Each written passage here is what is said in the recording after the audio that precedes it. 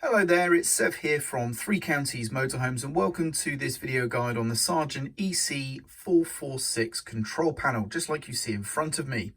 This panel is quite rare, it's not that commonly found, but if you've ever had a Sargent EC462 or 467 control panel, then this will be immediately familiar because it's basically a more compact version of those control panels. In this video, I'm just going to show you the basic functions of how to use the main features and what the display shows you. So let's get to it. So first things first, we're going to turn on the vehicle's leisure battery by pressing the power button here.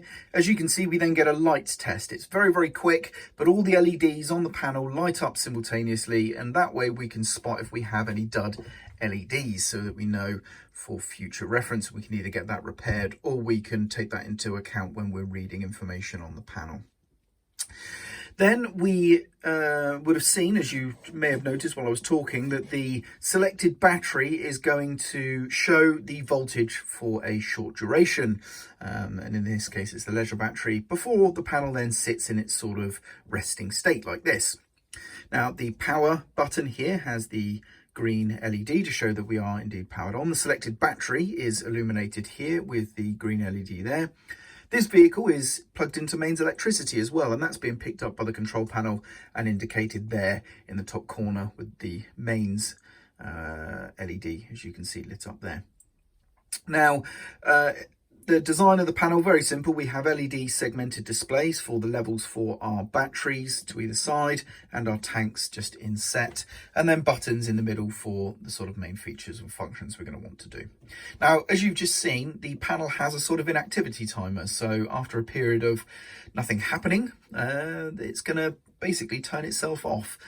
But this is more of like a standby, if you will. It's just so that at night time, you're not going to have any annoying LEDs or lights on that could disrupt your sleep. So it will time itself out, and to bring the panel back to life, just press any button. It's not going to do that particular function. So for example, this, if I press this, it's not going to turn on the water pump. All it does is just bring the panel back to life. When the panel is lit up though, button presses will then have an effect. So we have a button here for turning on the power to our water pump. So without that on, our water system won't work in this case. And when I turn it on, it briefly shows us the levels in our tanks, just for reference. We have the battery select. I'll talk about that in just a moment. View levels, I'll talk about that in a moment. This one here, lights, this will typically turn on your vehicle's main lighting circuit. We then have awning light, and this, in this instance, is going to turn on the vehicle's awning light. Now, unlike the EC467, there is no indicator to show whether or not that awning light is indeed on or off. Just by looking at the panel, you will need to look at the light itself. So the view levels button, what this is going to do is simultaneously light up all the LED segmented displays so that we can interrogate the levels of whatever we're interested in. So either the batteries or our water tanks, which is pretty straightforward.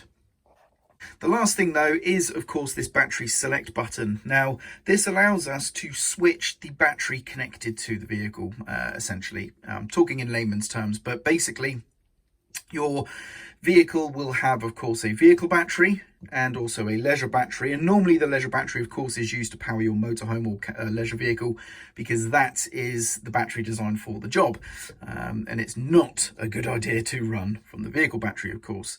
However, there is a mains powered battery charger on board, which is, as you can see, charging up with this charging voltage here, our leisure battery. That's fantastic. That's great. But what if we had a low vehicle battery? Well, in a lot of cases, you'd have to use a completely standalone battery charger to charge your vehicle battery, but not in this case. This control panel allows us to switch the battery that is connected to the motorhome and therefore also receive the benefits of the mains powered battery charger.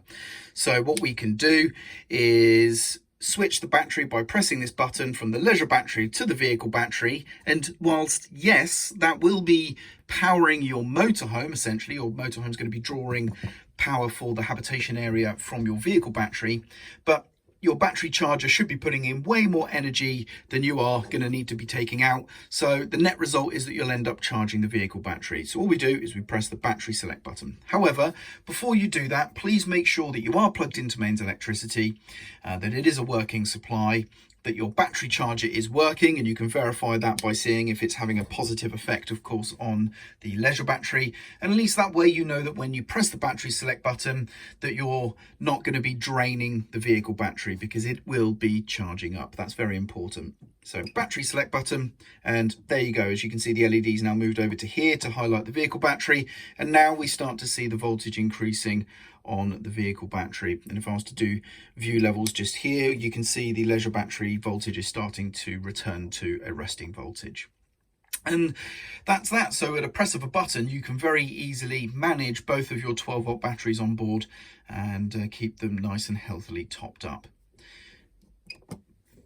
And that is pretty much it for the Sargent EC446 control panel. I'm Sev. I hope you found this video useful, and thank you very much for watching.